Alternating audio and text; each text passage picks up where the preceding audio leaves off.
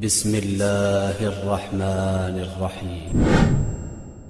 ہم جو خاک پر سر رکھ کر سجدہ کرتے ہیں وہ اس لیے ہم خاک پر سر رکھ کے سجدہ کرتے ہیں کہ انسان خاک سے جتنا قریب ہوتا ہے اپنی حقیقت سے قریب ہوتا ہے، اپنی فطرت سے قریب ہوتا ہے۔ ہم اسی مٹی سے بنائے گئے ہیں اور اسی مٹی میں واپس جائیں گے۔ یہ مولا علی فرما رہے ہیں کہ منہا خلقناکم وفیہا نعیدکم، اسی مٹی میں واپس جاؤ گے، اسی مٹی سے بنے ہو، اور ان دونوں سجدوں کے درمیان تمہاری زندگی ہے جو انتہائی مختصر ہے اور استغفار پر مشتمل ہے۔ یاد رہے کہ مٹی اللہ کو بہت، اللہ چاہتا ہے کہ اس کے بندے مٹی اور خاک سے جڑے رہیں، خاکی رہیں۔ دیکھیے، اعمال تین طرح کے ضائع ہوتے ہیں، تفسیر کے اوپر غور کر رہا ہوں۔ یا ایھا الذین آمنوا لا تقدموا بین یدی اللہ ورسولہ، اے صاحبان ایمان اللہ اور اللہ کے رسول سے آگے نہ بڑھو، واتقوا اللہ، اور تقوی پروردگار اختیار کرو۔ اللہ بہت زیادہ سننے والا بھی ہے، اللہ بہت زیادہ جاننے والا بھی ہے۔ آیت آگے بڑھی، یا ایھا الذین آمنوا لا ترفعوا اصواتکم فوق صوت النبی لا تجہروا لہ بالقول کجہر بعضکم لبعض، اے صاحبان ایمان اپنی آوازوں کو نبی کی آوازوں پر بلند نہ کرو، اور ایسے مت پکارو نبی کو جیسے ایک دوسرے کو پکارتے ہو، تمہارے اعمال حبط کر لیے جائیں گے اور تمہیں پتہ بھی نہیں چلے گا۔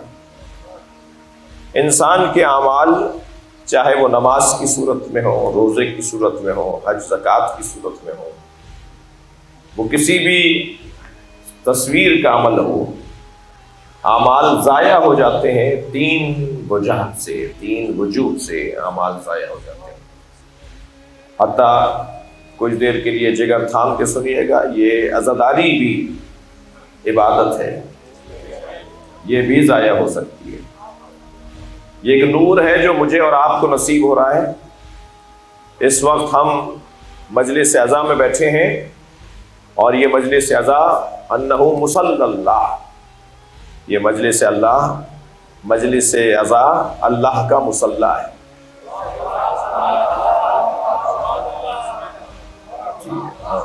انہ مصلی اللہ، یہ اللہ کا مصلی ہے۔ یہ لفظ زیادہ تر ہم نے اپنے لیے یا اپنے ہی جیسے لوگوں کی نماز کی ادائیگی کے موقع پر ایک سجادہ، ایک چادر، ایک جانماز کے لیے استعمال ہوتے ہوئے دیکھا ہے۔ مصلی، ہم کہتے ہیں جی مصلی لے آؤ، مصلی بچھا دو، مصلی پر نماز پڑھ رہے ہیں۔ یہ مجلس عزا پوری اللہ کا مصلی ہے۔ کیا مطلب ہے؟ اللہ نماز پڑھتا ہے؟ معاذ اللہ، اللہ کس کی نماز پڑھے گا؟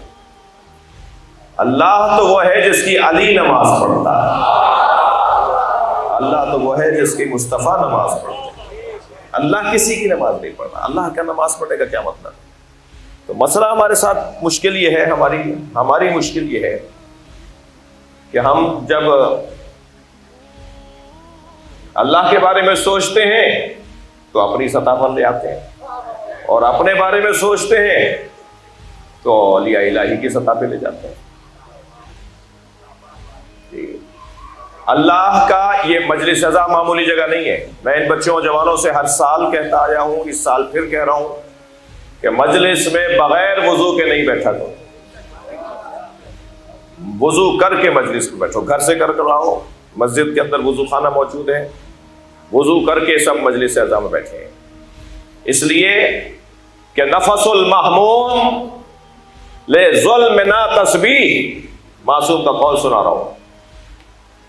معصوم فرماتے ہیں ہماری مظلومیت کو یاد کرتے ہوئے سانس لینا اللہ کی تسبیح ہے۔ یا آپ جتنی دیر مجلس میں بیٹھے ہوں گے تو بغیر سانس لیے کیسے بیٹھے ہیں؟ یا آپ مسلسل سانس لے رہے ہیں اور ہر سانس اللہ کی تسبیح ہے۔ اگر کسی سے یہ بھی ہضم نہیں ہو رہا تو مجھے ہضم کروانا آتا ہے۔